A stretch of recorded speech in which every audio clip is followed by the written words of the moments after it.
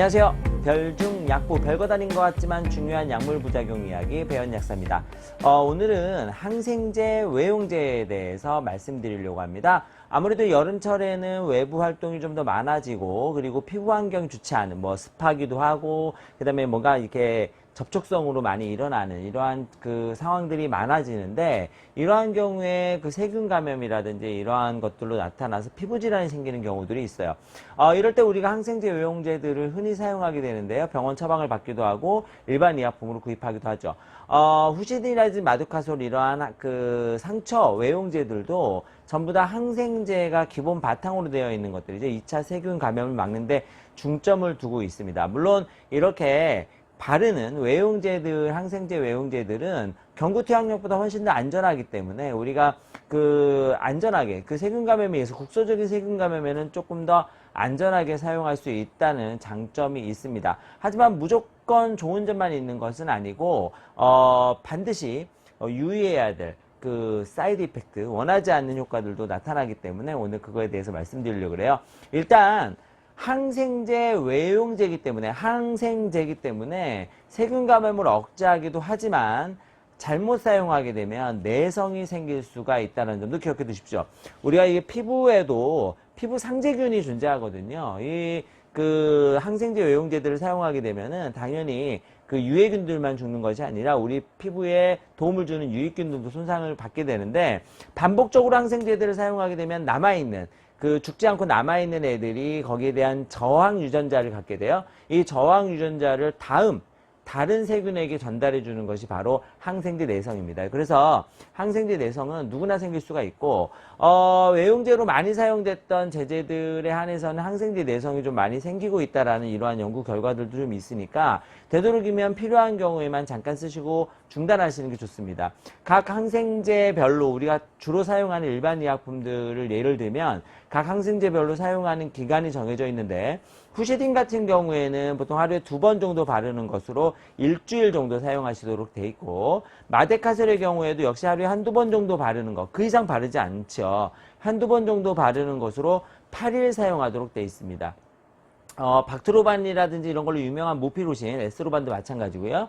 에스로반 같은 경우에는 보통 하루에 2~3번 정도 바르는 것으로 보통 열흘까지 사용하도록 돼 있고, 만약에 이렇게 사용했는데도 불구하고 증상이 낫지 않으면서 지속적으로 있다 그러면 반드시 병원 진료. 그 전에도 일단 한 3~4일 정도 썼는데 반응을 보이지 않으면 병원 진료를 받는 것이 훨씬 더 유익하다고 볼 수 있겠습니다.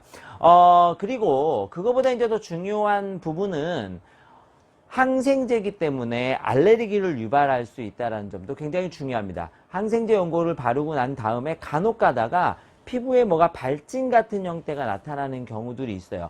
물론 상처가 생기게 되면 벌겋게 염증이 생기거나 이러한 것들이 생길 수가 있고, 그러면서 가려움증들이 나타날 수가 있는데, 그거와 상관없이 다른 부분까지, 세균 감염이 되어 있지 않은 다른 부분까지 이렇게 발진이라든지 가려움증 같은 알레르기가 번진다면 이거는 항생제에 의한 알레르기입니다. 이러한 알레르기는 각각의 항생제에 모두 나타날 수 있고, 만약에 연고를 발랐는데 외용제를 발랐는데 외용제를 바르고 나서 그러한 알레르기 증상이 나타난다면 바로 중단하시고 병원에 바로 방문하시는 게 좋습니다. 약국에 오셔서 확인을 하시는 것도 괜찮은 방법이고요.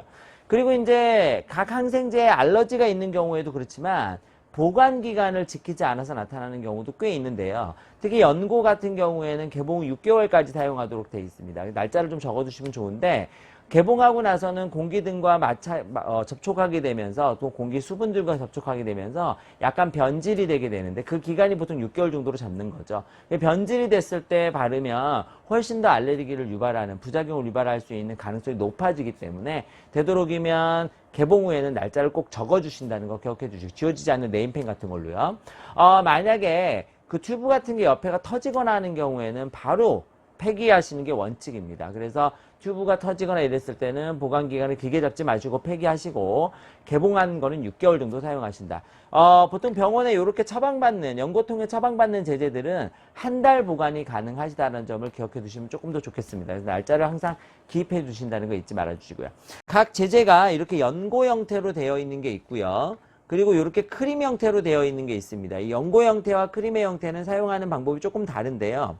크림의 형태는 진물이 많은 경우에 사용한다는 점을 기억해 두시면 좋고, 피부가 얇은 경우에도 크림의 형태를 사용하신다는 점을 기억해 두시면 좋겠습니다. 연고의 경우에는 진물이 많지 않은 경우에 사용하거나 또는 각질이 좀 있는 뭐 이렇게 피부가 두꺼운 부위라든지 이런 부위에는 연고를 주로 침투력이 강한 연고를 사용한다는 거.